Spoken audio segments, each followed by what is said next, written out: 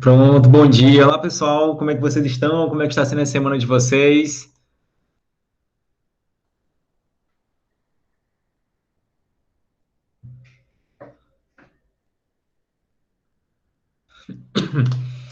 Tá aqui pronto, é lanche bem corrida e tá só indo aí cansada. Muito bem, pessoal. Ó, eu sei, eu entendo vocês, devem estar já cansados, com muito puxadas, as atividades, as aulas. Muito bem, mas hoje, eu espero que a gente encerre muito bem nossa aula de hoje, encerre muito bem também a nossa semana com a nossa aula de química. A Maria Clara perguntou, e a sua, prof? Bem, a minha Maria Clara está sendo corrida também, acredito que tanto quanto a de vocês, mas mesmo assim mantendo na atividade, mantendo ativa, mantendo o sorriso, mantendo a fé, porque tudo vai dar certo. Tá? Então, estou mantendo da mesma forma ao máximo possível. Cansado, acho que nós todos estamos aqui, porque não que chega sexta-feira, bate aquela. Eita, poxa, já peguei segunda, terça, quarta, quinta, agora sexta-feira é para encerrar e começar o fim de semana. Mas vamos lá, pessoal. Eu vou colocar aqui para apresentar a tela para vocês, podemos ir conversando também.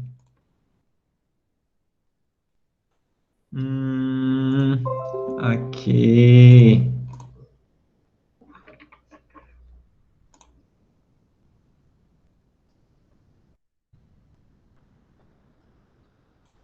Todos estão conseguindo visualizar a reprodução da tela? Sim, professor. Pronto. A partir desse momento eu não consigo visualizar mais o chat. Então peço, por favor, que utilize um áudio. Então alguém peça, professor, alguém escreva aqui no chat. Vou ler aqui para o senhor, tá? Por favor, que eu não consigo me visualizar. Na aula passada, nós iniciamos nosso conteúdo referente às soluções. Vimos o que é uma solução. Uma solução é uma mistura homogênea de duas ou mais substâncias. Então, pode ser duas, três, quatro, cinco, contanto que forme um sistema homogêneo. E relembrando, um sistema homogêneo é aquele que contém uma única fase. Depois disso, vimos o que é soluto, o que é o solvente. O soluto é o que está disperso no solvente, ou seja, que vai ser dissolvido no solvente. Vimos ainda a questão da classificação das soluções. Aquelas soluções elas podem ser classificadas de acordo com a fase de agregação. Vou colocar aqui logo abaixo. Pode ser classificado quanto a fase de agregação. Vimos que existem soluções na fase sólida, na fase líquida, na fase gasosa, na qual citamos como fase sólida as ligas metálicas, como fase líquida o soro fisiológico, uma solução aquosa de água, ou a solução aquosa de açúcar, o vinagre, e gasosa o atmosférico puro e ainda o gás de cozinha. Vimos ainda quanto à fase de agregação do soluto de solvente, que o soluto ele pode estar na fase sólida, pode estar na fase líquida ou fase gasosa, e o solvente pode estar na fase sólida ou na fase líquida, e também na gasosa, só que já é um caso já mais específico. Vimos ainda a classificação quanto à natureza das partículas dispersas, que, dependendo da natureza, se for iônica, vai formar soluções iônicas, que também são denominadas de soluções eletrolíticas, porque conduzem à eletricidade, como podemos observar nessa imagem aqui ao lado. Tá aqui, conduz corrente elétrica, por isso que a gente diz que a solução ela é eletrolítica. Claro, que também se for um soluto covalente, também pode ocorrer a formação de íons, e também vai ser classificado como solução eletrolítica. Vimos ainda soluções moleculares ou não eletrolíticas, na qual as partículas dispersas elas são moléculas, e, consequentemente, não conduzem corrente elétrica. Então, aqui aparece a lâmpada apagada. Muito bem. Vimos ainda a classificação das soluções quanto à proporção do soluto e do solvente, na qual a solução ela pode ser classificada como diluída e também pode ser classificada como uma solução concentrada. E demos um exemplo no caso do suco, e agora mostrando para vocês, na forma de uma imagem, a diferença entre diluído e o concentrado. Tá? Basicamente, pela essa utilização de cores, para ficar de forma mais lúdica. Então, o mais diluído tem uma coloração mais clara e o concentrado uma coloração já mais escura. Vai de forma lúdica, pessoal. Muito bem. Vamos então dar continuidade ao nosso conteúdo com o coeficiente de solubilidade. O que é o coeficiente de solubilidade? É uma quantidade máxima de uma substância que se dissolve em uma quantidade específica de solvente. E o coeficiente de solubilidade, ele depende da pressão e depende da temperatura para formar uma solução estável. Por exemplo, vimos o exemplo no caso do coeficiente de solubilidade desses sais em água na temperatura de 0 graus Celsius. Novamente, cloreto de sódio. O coeficiente de solubilidade dele é 357 gramas por litro, ou seja, 357 gramas de cloreto de sódio consegue se dissolver no máximo em 1 litro de água a 0 graus Celsius. Do nitrato de prata, 1.220 gramas por litro, e no caso do sulfato de cálcio, 2 gramas por litro.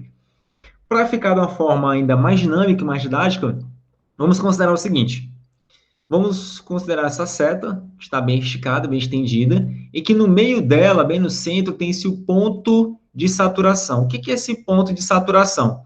É exatamente o coeficiente de solubilidade de uma substância. E quando a quantidade de soluto está igual ao coeficiente de solubilidade em determinada temperatura, a solução é classificada como saturada, tá? Ou seja, ela já tem a quantidade máxima de soluto que pode ser dissolvido naquela quantidade de solvente.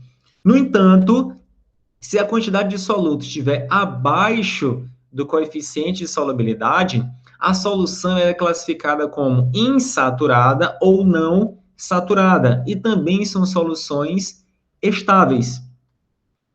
No entanto, se houver uma quantidade maior de soluto do que o coeficiente de solubilidade, é formado as soluções supersaturadas, e são soluções instáveis. Por exemplo, vamos levar essa questão de supersaturada para o nosso cotidiano. Em casa, vocês já observaram, se tiver em casa, não sei, o mel de abelha, e com o passar de um tempo, ou meses ou anos, não sei, começou a formar, solidificar uma parte embaixo do açúcar. Já observaram isso ou não?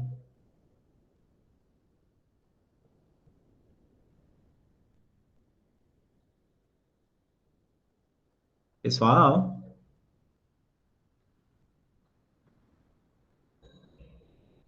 Eu já observei. Ufa, meu Deus, também alguém falou. Estava aqui preocupado. Estava aqui preocupado. Eita, poxa, será que caiu a conexão de internet?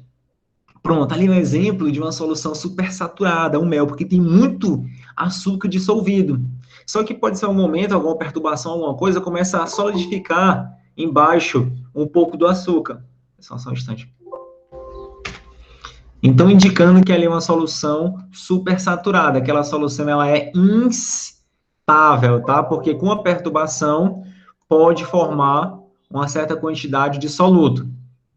Tem outros exemplos no laboratório, ou mesmo de soluções, que tem a quantidade maior, que quando a gente trisca ou faz uma perturbação qualquer, já começa a precipitar o excesso do soluto. Então, esses que são soluções supersaturadas, que são instáveis. Muito bem. Vamos então agora estudar as curvas de solubilidade, que são os gráficos que representam a curva de solubilidade em função da temperatura, já que o coeficiente de solubilidade depende dela. Por exemplo, vamos considerar essa tabela que traz a solubilidade do nitrato de potássio em água. Observe que na primeira coluna tem-se a temperatura em graus Celsius, e nessa coluna do lado direito tem-se a massa de nitrato de potássio por 100 gramas de água. Vamos analisar. Na temperatura de 0 graus Celsius, a solubilidade de nitrato de potássio é de 13,3 gramas por 100 gramas de água. Quando a temperatura é de 10 graus Celsius, observe que a solubilidade do sal vai aumentando. 20 graus Celsius, o que aconteceu com a solubilidade desse sal?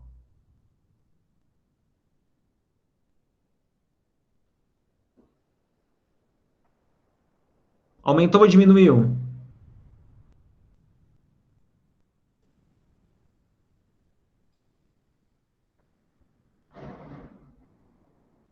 Pessoal, tem alguém aí, por favor?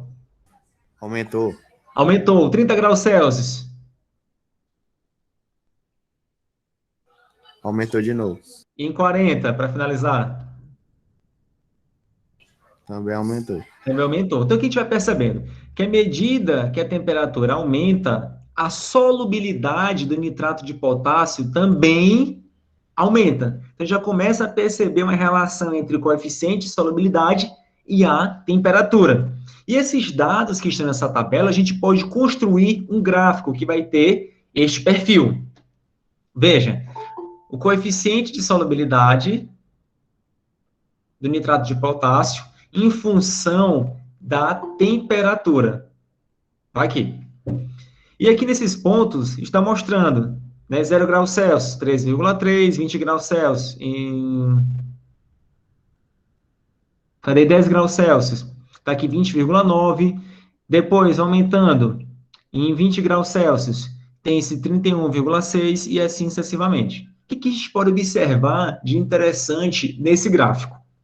Que todos esses pontos que estão aqui em cima dessa curva indica que a solução ela está saturada.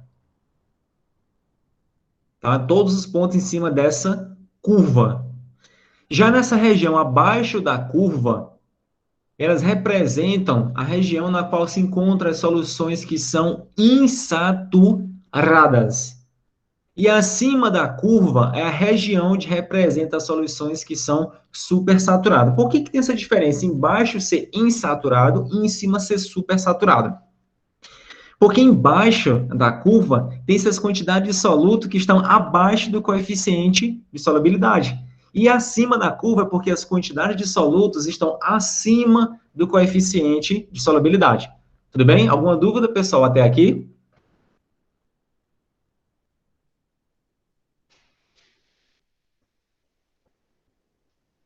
Alguma dúvida, pessoal? Não. Vamos então ver aqui um outro exemplo. A gente vai observar neste gráfico que tem-se novamente o coeficiente de solubilidade em função da temperatura. Só que agora são de 4 sais. O que a gente observa? Nesse primeiro, o que está acontecendo com o coeficiente de solubilidade do nitrato de potássio quando a temperatura aumenta?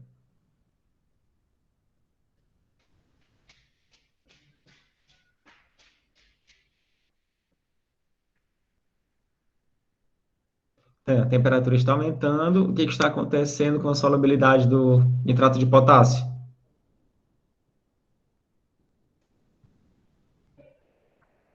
Está aumentando. Então, aumenta a temperatura, a gente observa que o coeficiente de solubilidade também vai aumentando. E do cromato de potássio, o que acontece com a solubilidade dele quando a temperatura aumenta?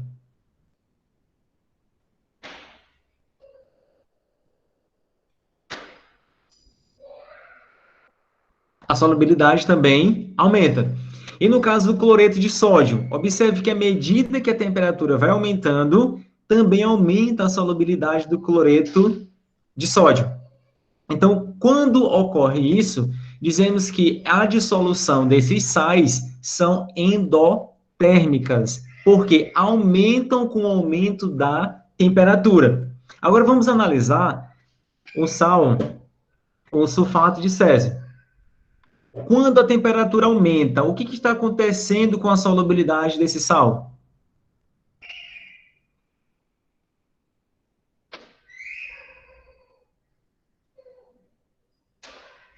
Pessoal. Tá, o que está acontecendo? A solubilidade dele estava em 20, a temperatura foi aumentando e foi ocorrendo uma diminuição. Então, o que é que acontece? Com o aumento da temperatura, a solubilidade desse sal diminui. Então, dizemos que a dissolução desse sal é do tipo exotérmico. Por que exotérmico? A gente vai analisar agora o contrário. O que acontece com a solubilidade do sal, sulfato de césio, quando a temperatura diminui? O que está acontecendo? Está aumentando. Por isso que o dele, a dissolução é exotérmica, porque precisa perder calor, precisa perder energia, para que a solubilidade dela aumenta. O contrário dos demais. A gente observa que quanto maior for a temperatura, ou seja, Quanto mais calor, quanto mais energia recebe o sistema, maior vai ser a solubilidade daqueles 3 sais anteriores. Alguma dúvida, pessoal, nessa parte de curva de solubilidade? Nenhum, professor. Tudo bem, vamos então agora observar de solutos hidratados. O que são solutos hidratados? São aqueles solutos que apresentam moléculas de água agregadas a ele. Não necessariamente vão estar na fase líquida, tá? Porque eles são hidratados, mas se encontram na fase sólida. Vejamos o primeiro exemplo. Nesse caso do sulfato, aqui ó, primeiro, sulfato de sódio deca-hidratado, porque tem 10 moléculas de água agregada nesse cristal. Então, veja que à medida que a temperatura vai aumentando, ó, 10, 20, 30, até chegar mais ou menos 32, 33 graus Celsius, a solubilidade desse sal, ele vai aumentando. E chegou nessa temperatura de 32,4 graus Celsius, a solubilidade do sal começou a diminuir à medida que a temperatura aumenta. Tá? E por que isso acontece? Porque antes ele tinha moléculas de água na sua estrutura. Então, a temperatura foi aumentando, a sua solubilidade também. Mas quando ele perde essas moléculas de água, a solubilidade já começa a diminuir com a temperatura. O outro caso é do cloreto de cálcio hexaidratado. Hexa porque são 6 moléculas de água. Então, veja, a solubilidade dele vai sempre aumentando à medida que vai perdendo moléculas de água. Então, já é diferente do sulfato de sódio. Muito bem, pessoal. Então, para a gente dar continuidade, vamos ver agora a questão da solubilidade de gases e líquidos, que isso é muito importante porque está muito influenciado no nosso cotidiano. Primeiro, vamos analisar a influência da temperatura, a solubilidade dos gases. Vamos analisar neste gráfico que tem-se a solubilidade, a pressão de 1 atm, em função da temperatura em graus Celsius, para o gás oxigênio e o gás nitrogênio. Veja. A 0 graus Celsius, a solubilidade do gás oxigênio é mais ou menos em torno de 0,007 gramas do gás por 100 gramas de água.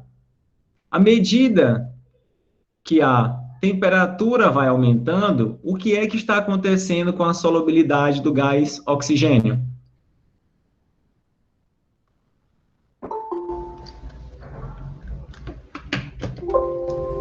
Rapidinho, pessoal.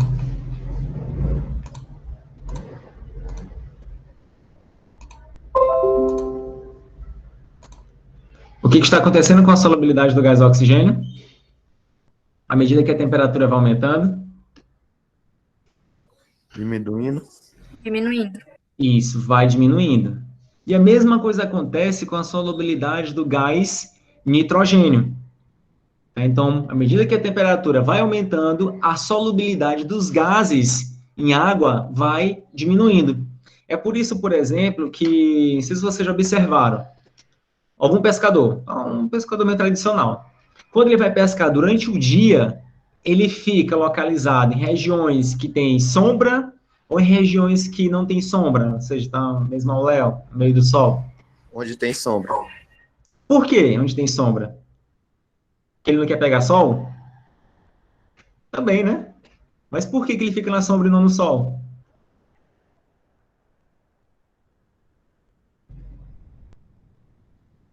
Sei não, só.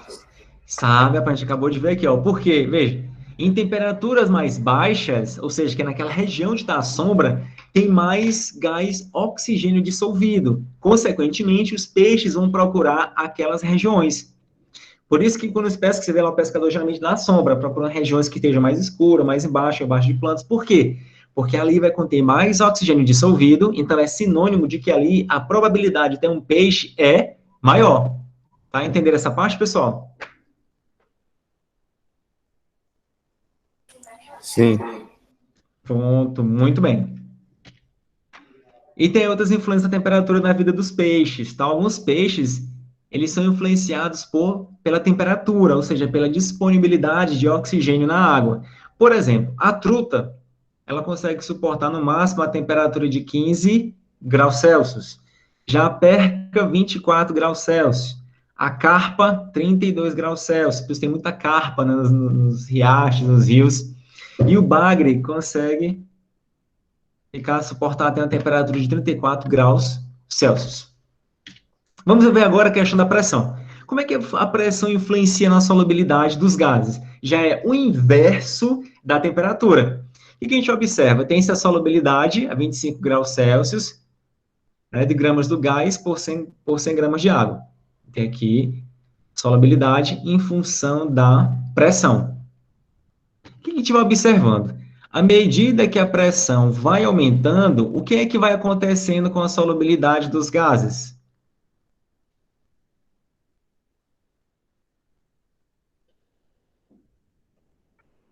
O que acontece? Aumenta. Aumenta. Aí se pergunta, mas como é que essa pressão influencia, por exemplo, o nosso cotidiano? Vocês já observaram que água com gás, e também já observaram que o refrigerante contém gás, não é isso? Sim. Como é que eles conseguem inserir gás dentro da água, ou então inserir gás dentro do refrigerante? Já se perguntaram?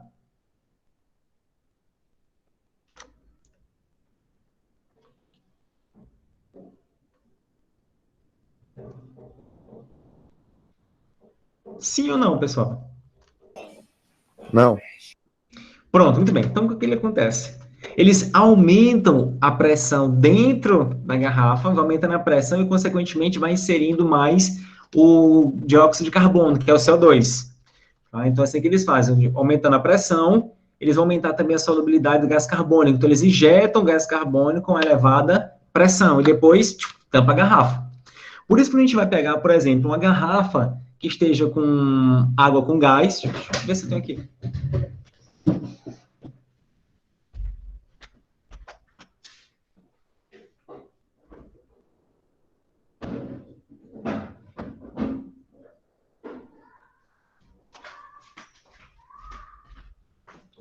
Que, por exemplo, suponhamos que esteja aqui com a água com gás, tá? E uma água sem gás, digamos assim.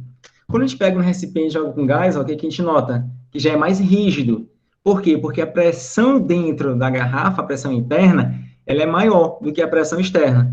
Já no caso, quando a água não é mineral, a gente já consegue maior flexibilidade, ó, já consegue pressionar com maior facilidade.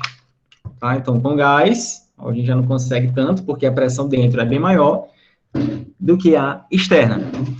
E quando a gente abre a garrafa, sai que a garrafa não pode estar aí já sai aquele chiado, porque ele está dizendo que o gás está saindo, ou seja, todo gás não, exagerei, né? Mas o gás que estava presente em excesso na água, ou seja, maior do que a solubilidade dela, começa a sair da água. É por isso que, muitas vezes, eu não sei se vocês tomam refrigerante em casa, já tomaram, deixaram algum tempo, abriram o refrigerante, tomaram mais ou menos a metade ou abaixo da metade e guardou para o dia seguinte. Colocou. Só que, repentinamente, devido às atividades, você acabou esquecendo de tomar no dia seguinte. Foi tomar já no segundo ou terceiro dia. Quando foram beber aquele refrigerante, o que aconteceu? Qual o sabor que vocês sentem ou como é que vocês dizem que está aquele refrigerante? Só o açúcar. Só o açúcar, né? Diz que esse refrigerante está sem gás, não presta. Não é?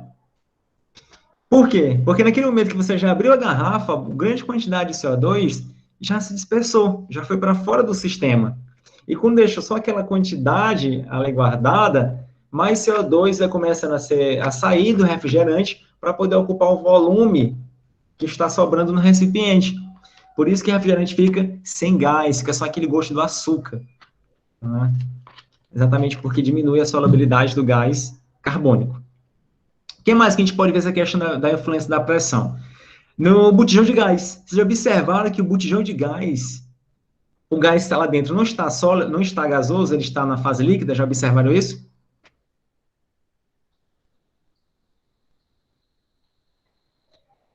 Já. Pronto. Quem nunca teve a oportunidade pode ir lá com cuidado, pegar o botijão de gás, se não estiver muito pesado, e agitar. Quando você agitar, vai sentir, a gente não vai conseguir ver, mas a gente vai conseguir sentir como se o líquido estivesse se movimentando. Porque ali dentro, a pressão interna do botijão de gás está muito elevada. Então, os gases, eles já estão na fase líquida. Então, ali é um gás liquefeito. Ah, professor, mas quando eu acendo o botão de gás, vou ver, não vem líquido, vem um gás. Isso, não vem, não vem líquido. Por quê? Quando se abre aquela válvula para a passagem do gás, a pressão externa, que é a pressão aqui fora, está menor do que a interna. Então, se lá dentro está a pressão alta, está na fase líquida, quando ele for sair, que a pressão interna está menor, ele vai passar para a fase gasosa. Por isso que a gente não vê ele líquido, vê ele na fase gasosa. Outra forma de a gente conseguir visualizar isso são nos isqueiros. Nos isqueiros que tem aquela parte transparente, ali tem um gás. Só que lá está líquido. Já observaram isso também? Sim. Pronto. Isso exatamente pela influência da pressão também.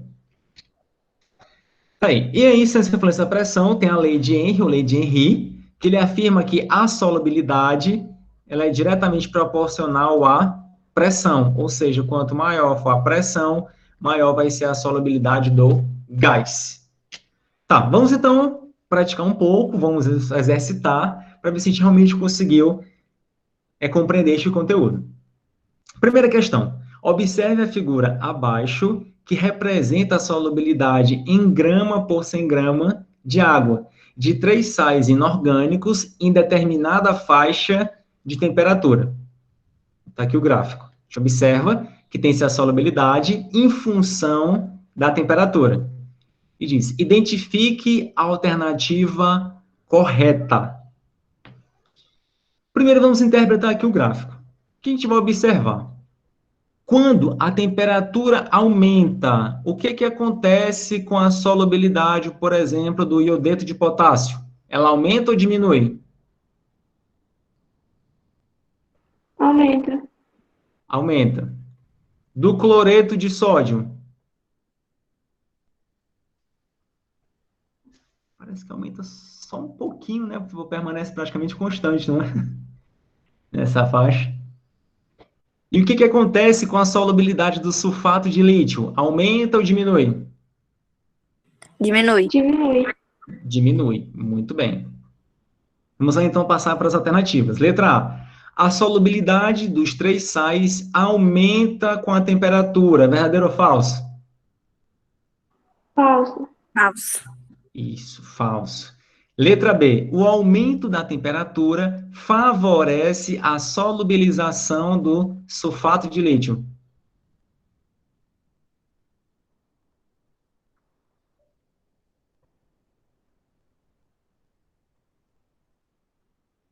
O que é favorecer a solubilização? Significa dizer que aumenta a quantidade de soluto ou favorece o aumento da solubilidade. Falso. Tá falso. O que não favorece, faz é desfavorecer, porque faz é diminuir. Na letra C, a solubilidade do iodeto de potássio é maior que a solubilidade dos demais sais na faixa de temperatura dada. Verdadeiro ou falso? Verdadeiro. Verdadeiro. Muito bem. E a letra D? Letra D. A solubilidade do cloreto de sódio varia com a temperatura. Falso. Falso. A gente percebe que está bem constante. E letra E. A solubilidade de 2 sais diminui com a temperatura. Verdadeiro ou falso? Falso. Falso. Somente um que diminui. Muito bem. Alguma dúvida na primeira questão? Não, professor. Vamos então para a segunda questão. Considerando o gráfico abaixo, aqui, adicionam-se separadamente 40 gramas de cada um dos sais em 100 gramas de água. A temperatura de 40 graus Celsius, que sais estão totalmente dissolvidos na água? Como é que a gente vai fazer? Vamos analisar primeiro aqui o gráfico. Note que é a solubilidade, e que na solubilidade tem-se gramas do soluto por 100 gramas de água. Temos que olhar todas as informações. E que está em função da temperatura em grau Celsius. Ok. Vamos procurar agora no gráfico a temperatura de 40 graus Celsius. Por que de 40 graus Celsius? Porque ele quer saber quais são os sais que estão dissolvidos totalmente nessa temperatura. Deixa eu mudar aqui a cor do pincel, sem qual cor que eu coloco para ficar um destaque. Roxo. Acho que roxo vai destacar. Tá aqui a temperatura 40 graus Celsius. Subindo.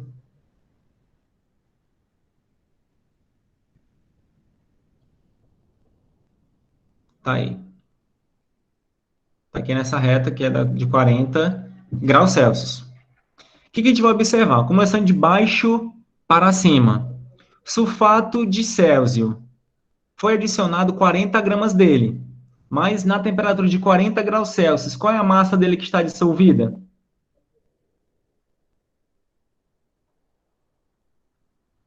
Ó, aqui, ó, 40 graus Celsius, está aqui a curva. Ó. A gente observa que a massa de sulfato de césio é abaixo de 10 gramas. Mas foi adicionado quantos gramas dele? 40. Vou desenhar aqui o sistema que fica melhor, pessoal. Peraí. Desenhar aqui de cada um.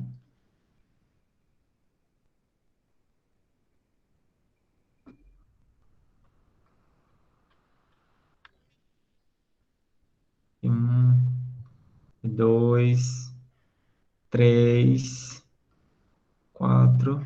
São 2, 3, 4, 5. E 5. Considere que esteja aqui a água.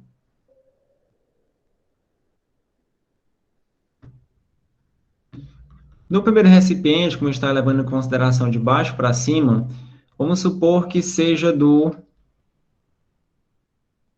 sulfato de césio. Todos eles estão em temperatura de 40 graus Celsius. O que a gente vai observar? Que em 40 graus Celsius, tocando aqui na curva de solubilidade do sulfato de césio, a gente observa que a massa dele está abaixo de 10 graus Celsius, ou seja, em 100 gramas de água, menos de 10 gramas dele está dissolvido em água e a demais quantidade está no fundo do recipiente. Conseguiram acompanhar essa parte do raciocínio, pessoal? Sim ou não? Sim. Sim. Ok, então vamos lá para o próximo. O outro é o cloreto de sódio. Está aqui em amarelo.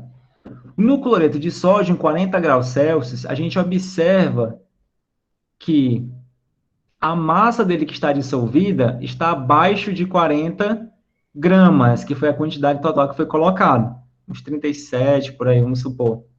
Então, significa dizer que dos 40, ainda restou um pouco de massa de cloreto de sódio aqui no fundo do recipiente. Já o outro, tem aqui o cloreto de potássio, está aqui na curva verde. Observe que a quantidade dele também, dissolvida em água, está abaixo de 40 gramas. Aqui o KCl. Então, tem ainda um pouquinho da massa aqui no fundo do recipiente. Já o outro sal, que é o nitrato de potássio. A 40 graus Celsius, a gente observa que a quantidade máxima de nitrato de potássio que pode estar dissolvida em 100 gramas de água são 60 gramas. Só que só foi adicionada qual a quantidade dele na água?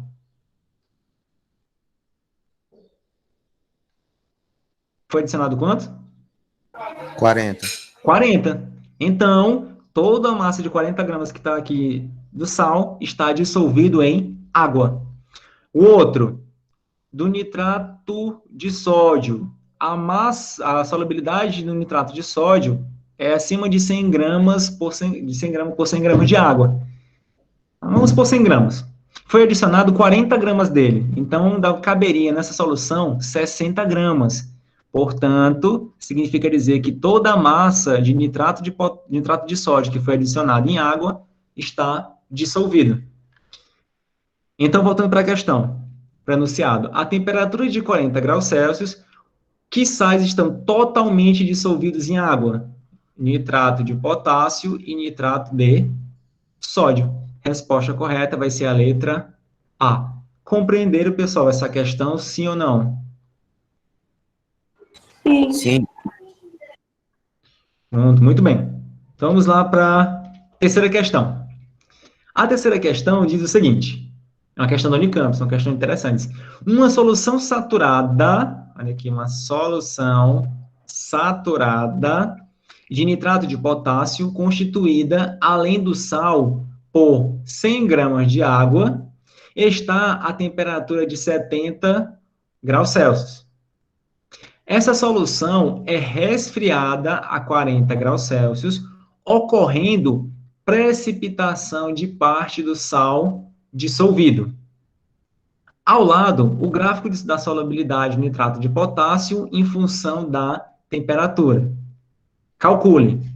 Letra A, a massa do sal que precipitou, e letra B, a massa do sal que permaneceu em solução. Vamos lá fazer essa resolução. Qual vai ser o nosso raciocínio, pessoal? Ele disse que inicialmente tem uma solução saturada. O que é uma solução saturada?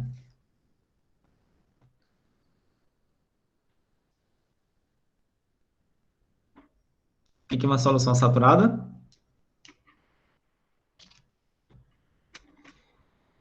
É uma solução que já contém a máxima quantidade de soluto dissolvido no solvente. Tá? Então, vamos lá. Vamos observar aqui no gráfico. Ele diz que essa solução saturada está a uma temperatura de 70 graus Celsius. Vamos lá para o gráfico. Aqui no gráfico tem a temperatura de 70 graus Celsius. Qual é a solubilidade desse sal a essa temperatura? Vem aqui, marca aqui no gráfico, aqui o ponto, e vai observar que contém 140 gramas desse sal dissolvido em 100 gramas de água. Vou desenhar aqui o sistema. Tem uma solução que está saturada. A quantidade de soluto, ou a massa do nitrato de potássio, de 140 gramas. Compreenderam, pessoal, até aqui, essa primeira parte?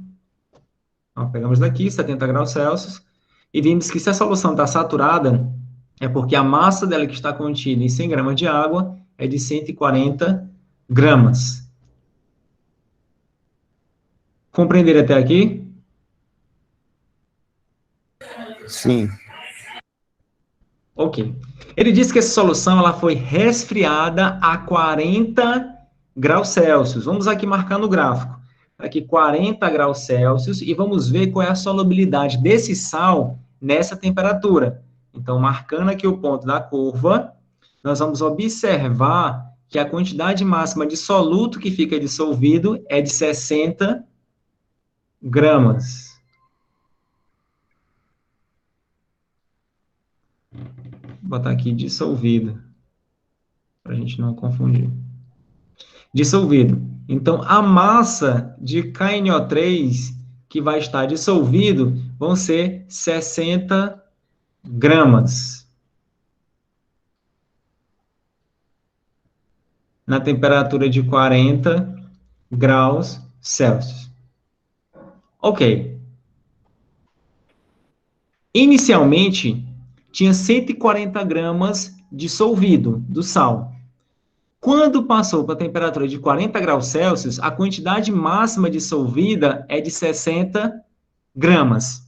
Então, significa dizer que formou um precipitado aqui no fundo do recipiente, ou seja, parte do soluto se tornou insolúvel. E qual é essa massa? Qual é essa quantidade que precipitou? Como é que a gente vai fazer? Alguém sabe?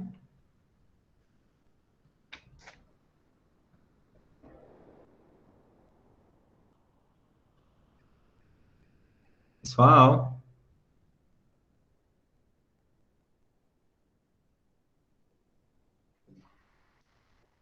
E aí, pessoal? Tinha-se no início 140 gramas dissolvidos, depois em 70 graus Celsius, depois em 40 graus Celsius só está dissolvido 60 gramas. Então, 140 menos 60 é igual a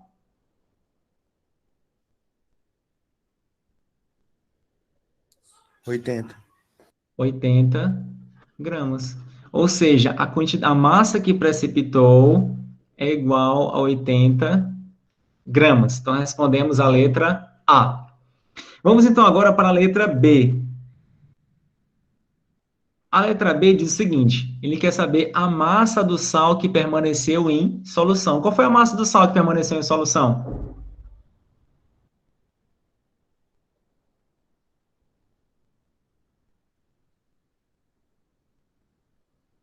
Quanto? Os 80 gramas a 60. Isso, 60 gramas. Muito bem, isso. Permaneceu nessa solução, dissolvido 60 gramas. 80 precipitou e 60 ficaram na solução. Muito bem. Alguma dúvida, pessoal, nessa terceira questão?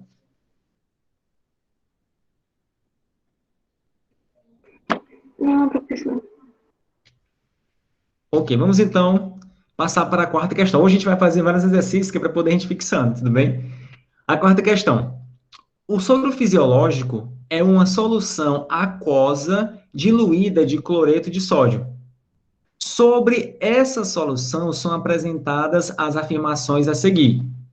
Primeira afirmação. O soro fisiológico não conduz corrente elétrica. Verdadeiro ou falso?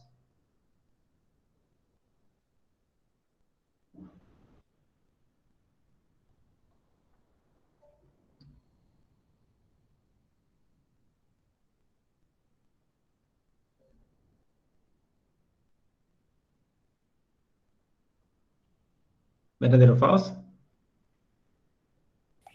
Verdadeiro? Vamos já observar, para desenhar bem aqui.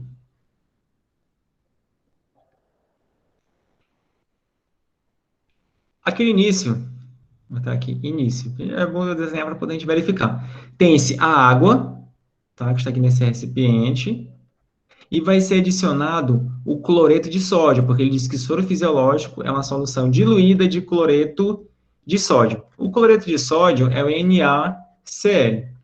Essa substância, ela é iônica ou ela é covalente, por natureza?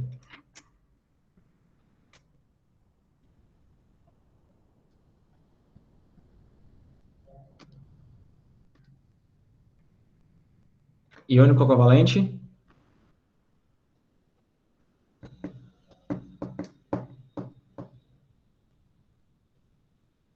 Pessoal, já esqueceram. Vamos lá, ligação iônica. A ligação iônica, ela é formada por um metal mais um ametal. A ligação covalente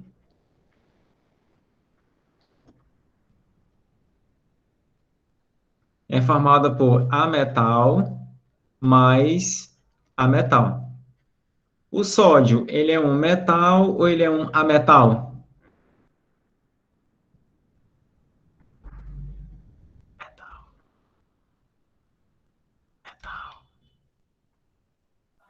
Metal. Metal, muito bem. E o cloreto e o cloreto e o cloro?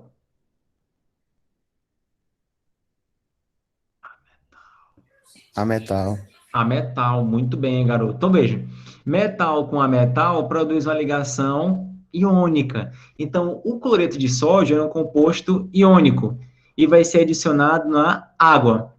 Quando o cloreto de sódio é adicionado na água, vai ocorrer uma dissociação, ou seja, os íons eles irão se separar. E assim vai ficar na solução o íon Na+, e o íon Cl-. Tá? Além disso, vai ter quem? A água. H2O. Além disso, vai estar a água. Veja, se na solução vai conter íons, então, o soro fisiológico conduz ou não conduz corrente elétrica? Conduz. Conduz. Então, item 1, verdadeiro ou falso? Falso. Falso. Falso, muito bem, muito bem. Item 2, a solução, da questão fisiológica, a solução é uma mistura homogênea que apresenta substâncias iônicas e covalentes. Verdadeiro ou falso?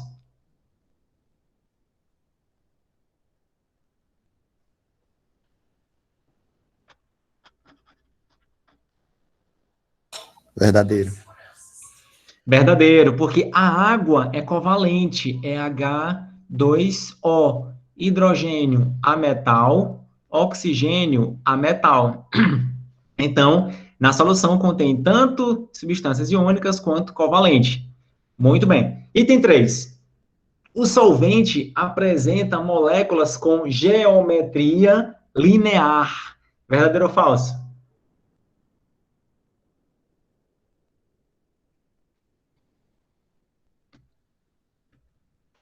Verdadeiro ou falso?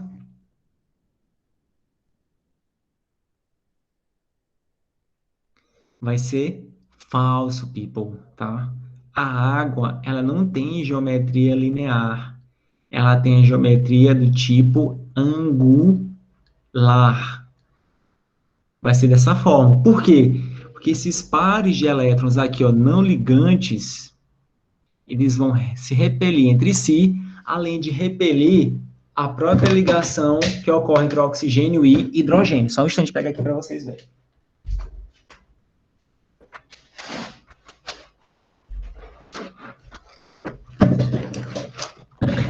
Tá, vamos ver aqui. Presta atenção, olha para cá, olha para a tela. Tá? Se olhando para o outro lado, presta atenção, meninos. Aqui. Honra, tem até aqui frente já. Ó. Perfeito. Já tinha até aqui pronto. Ó. Esse átomo aqui central, de vermelho, na cor vermelha, representa o oxigênio. E esses dois nessa cor, eu não sei que cor é essa, azul claro, bem claro. Essa aqui representa o oxigênio. E essas duas nuvens aqui em cima, representadas por essas hélices aqui azuis, representam os dois pares de elétrons não ligantes, como a gente acabou de colocar. Então, veja, quando esses pares de elétrons se repelem entre si, repelem as ligações hidrogênio e oxigênio, formam um ângulo. Por isso que a geometria da molécula da água ela é angular e não linear. Então, vai estar falso. Resposta correta vai ser a letra B, somente 2. Qual seria a geometria linear, professor, então? O HCl. Ó, isso aí seria linear. O CO2, também geometria linear, dentre outros. Alguma dúvida na quarta questão? Não. Vamos ver se tem uma quinta questão. Tadã! Quinta questão. A 80 graus Celsius, 70 gramas de um sal são dissolvidos em 150 gramas de água. Vamos desenhar aqui o sistema. Pessoal, eu sugiro sempre representar por desenhos o que está sendo escrito no enunciado, até a gente ficar craque nessas etapas, tudo bem? Mas enquanto eu puder desenhar, desenhe, que com desenho não vai ter erro. Vamos lá. Temperatura de 80 graus Celsius. Disse que a massa do sal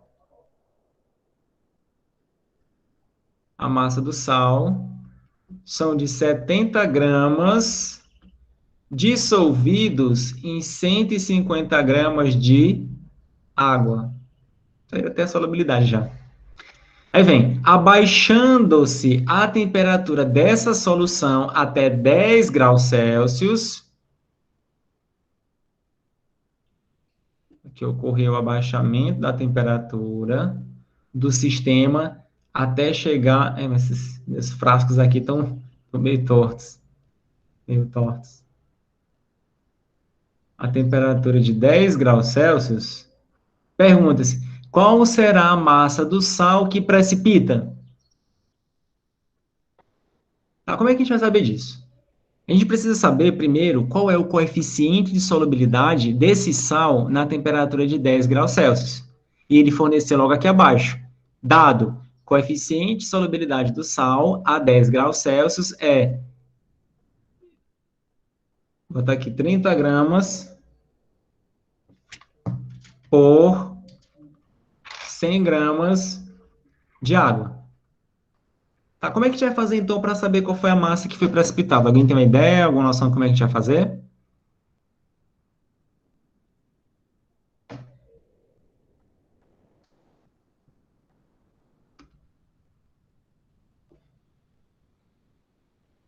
80 graus Celsius são 70 gramas por 150 gramas de água.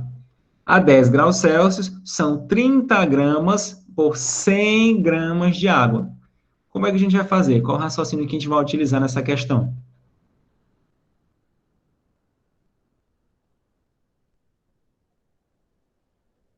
Vamos fazer o seguinte. Inicialmente, tem essa massa de sal que está dissolvida em 150 gramas de água. Só que o coeficiente de solubilidade foi por 100 gramas de água. Então, o que a gente vai fazer? Utilizando primeiro 10 graus Celsius. Existem 30 gramas do sal contidos em 100 gramas de água. Então, em 150 gramas de água, a gente está colocando 150 para poder ficar igual a do início. Então, 150 gramas de água contém quantos gramas do sal dissolvido? X. Então, fazendo o produto dos meios pelo produto dos extremos, vamos encontrar que, cancela grama de água, 100x é igual a 30 vezes 150 gramas. Aí. Depois, vamos isolar o x. O 100 está multiplicando por x, passa para o outro lado, dividindo. Então, x vai ser igual a 30 vezes 150 dividido por 100, e aqui vai ser gramas do sal. Podemos cancelar um zero com zero, mais um zero com zero. Vai sobrar, então, 3 vezes 15. 3 vezes 15 é igual a quanto? 45. Uhum. Muito bem, obrigado. 45 gramas. O que a gente pode observar? Que na temperatura de 100 graus Celsius, 45 gramas do sal está dissolvido em 150 gramas de água. Entenderam, pessoal, até aqui? O que a gente teve que fazer inicialmente? Sim. Pronto, no segundo passo. No segundo passo, agora a gente vai calcular a massa do sal que precipitou. Então, inicialmente, tinham 70 gramas dissolvido na água a 70 graus Celsius. Quando diminuiu para 10 graus Celsius, a solubilidade do sal reduz para 45. Então, 70 menos 45 é igual a quanto? 25. 25 gramas. Então, essa é a parte que precipitou. Vai ficar aqui, ó. Fica embaixo. 25 gramas.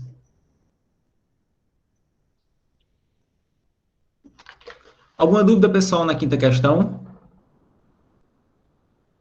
Não, professor. Vamos talvez ter uma sexta questão. Tem. Tá terminando, pessoal. Tem a sexta questão. Vamos parar na sexta questão, tá? Tá aqui. Da Mackenzie. Tem essa temperatura, tem essa tabela, na qual tem essa temperatura de 0 graus Celsius, 20 graus Celsius, 40 graus Celsius e 60 graus Celsius, e suas respectivas solubilidades do cloreto de potássio por 100 gramas de água. Então, a 0 graus Celsius é 27,6, a 0 graus Celsius, 20 graus Celsius, 34 gramas, a 40 graus Celsius, 40 gramas, e a 60 graus Celsius, a solubilidade do sal é de 45,5 gramas. Tá aí, analisamos a tabela. Agora vamos para o enunciado. Em 100 gramas de água a 20 graus Celsius, adicionaram-se 40 gramas de cloreto de potássio. Conhecida a tabela exposta, após forte agitação, observa-se a formação de uma... Vamos observar. Tem-se no início 100 gramas de água na temperatura de 20 graus Celsius. Vai ser adicionado 40 gramas de cloreto de potássio. Disse que, após uma forte agitação, obteve-se esse sistema. Ele quer saber como é que ficou esse sistema aqui na fase final, que a temperatura manteve a mesma, 20 graus Celsius. O que que a gente deve observar inicialmente? Se falou de temperatura, a gente tem que observar logo qual vai ser a solubilidade deste sal na temperatura de 20 graus Celsius. Olhando na tabela, a solubilidade do sal... 34. Oi? É 34, eu acho que é a letra E. Pronto, 34. Muito bem, 34 gramas. Então, significa dizer que vai estar dissolvido aqui em solução 34 gramas. Mas foi adicionado 40. Qual foi a massa que precipitou? Ó, só pode estar dissolvido no máximo 34 gramas nessa temperatura. Só que foi adicionado, foram 40 gramas. Qual vai ser a massa do cloreto de potássio que não vai solubilizar? Ou que vai ser precipitado?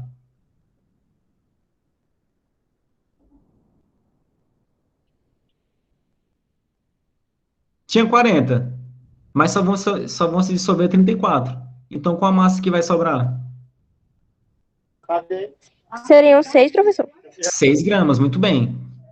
Então, vai sobrar aqui no fundo do recipiente 6 gramas, porque 34 gramas vão estar em solução. Muito bem. Aí, veja, o que que a gente vai observar no sistema? Letra A, uma solução saturada sem corpo de chão. Verdadeiro ou falso? O que é esse corpo de chão? É exatamente o precipitado. No final, tem ou não tem corpo de chão?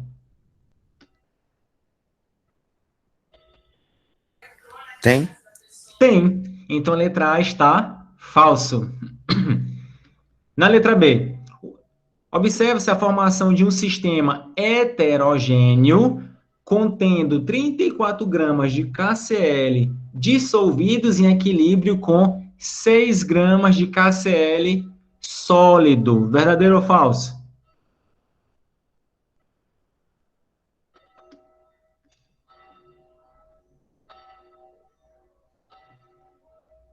gramas. Verdadeiro ou falso? Ó, tem 34 gramas aqui dissolvidos. Verdadeiro, professor.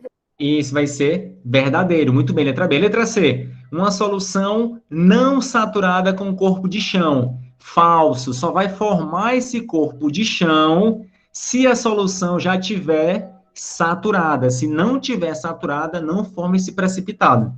Letra B. Uma solução extremamente diluída. Falso. É extremamente concentrada, porque tem muito soluto. E a letra E, uma solução supersaturada. Falso, não formou supersaturada porque o excesso do soluto precipitou. Agora, se não tivesse precipitado, teria-se uma solução supersaturada. Tá, pessoal? Então, já bateu o nosso horário. Tinha mais uma questão ainda, a 7ª questão, mas eu vou deixar para depois, tá? Então, vamos finalizar a nossa aula com a seguinte frase. Durma com ideias, acorde com atitudes. A gente deve internalizar essa frase, eu achei super interessante. Às vezes a gente dorme com a ideia, mas e acorda com aquela ideia ainda na cabeça. O que a gente tem que fazer? Se a gente tem uma ideia, vê que ela é interessante, temos que executar, ou seja, ter uma atitude para mudança. Tá, pessoal? Então, obrigado e até a nossa próxima aula. Deixa eu terminar aqui, parar aqui de gravar e conversar aqui um pouquinho com vocês. Pessoal, na nossa sala de aula vai começar agora a aparecer alguns